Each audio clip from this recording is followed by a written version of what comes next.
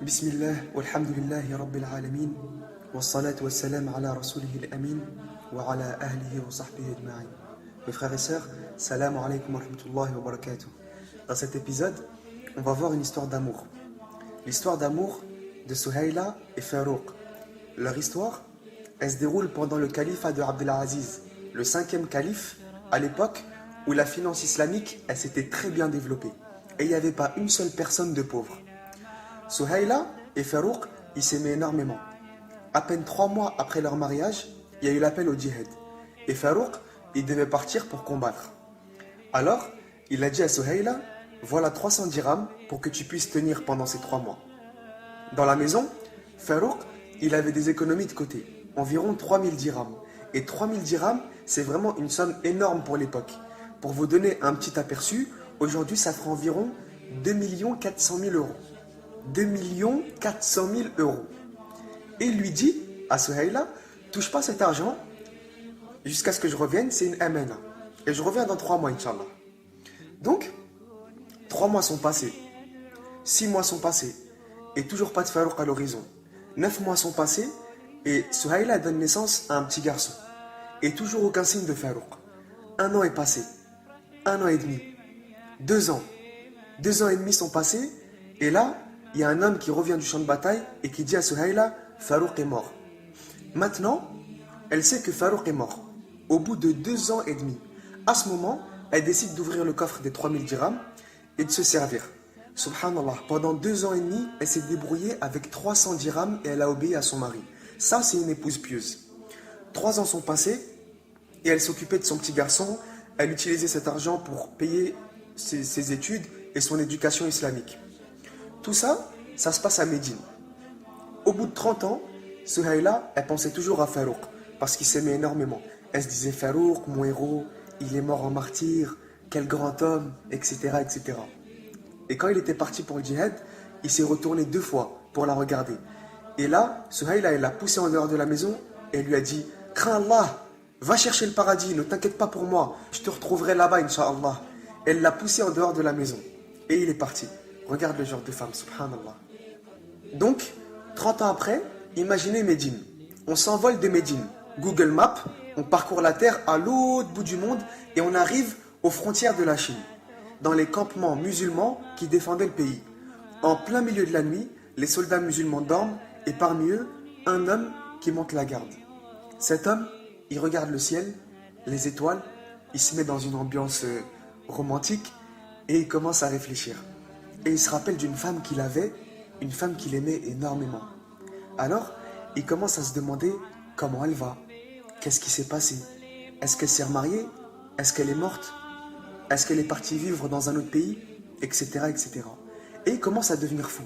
30 ans de djihad, à défendre les musulmans, à se battre pour Allah, et il était toujours vivant, subhanallah.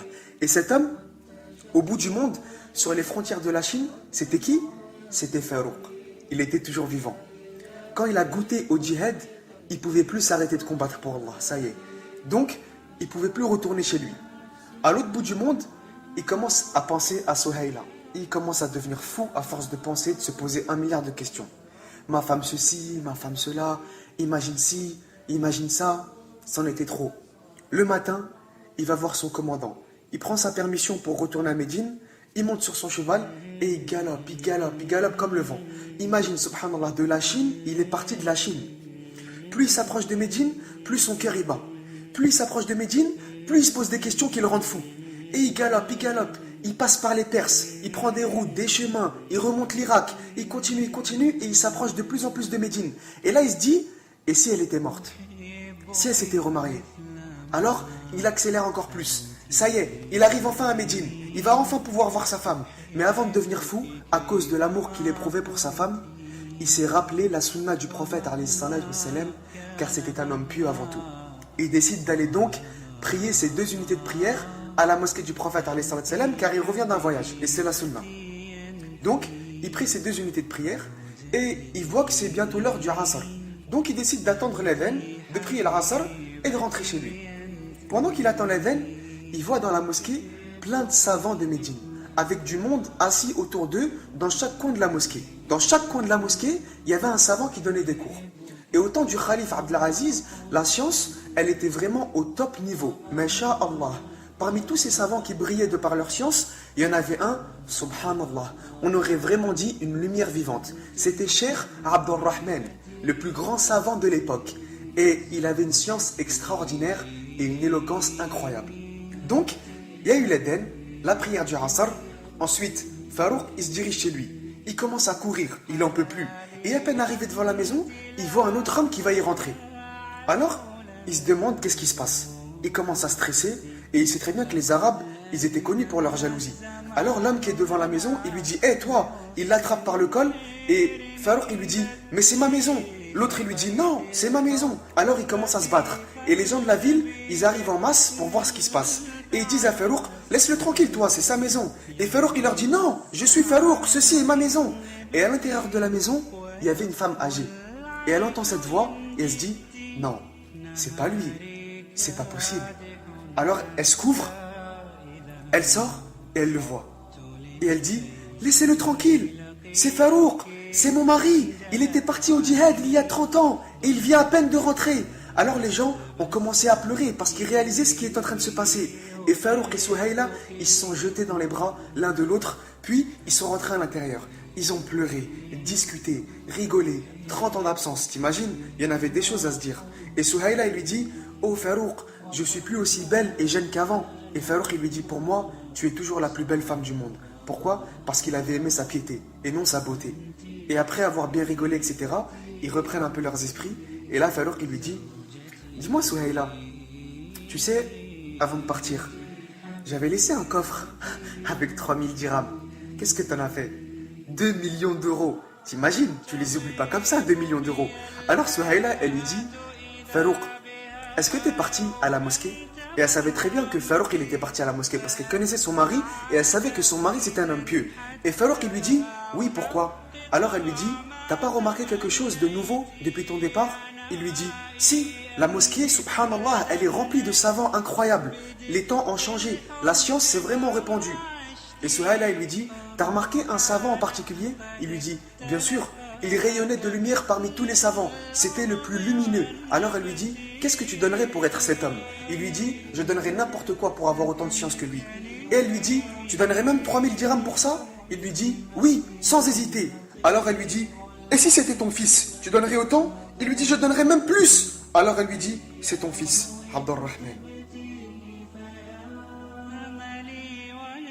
Son fils était le plus grand savant de Médine.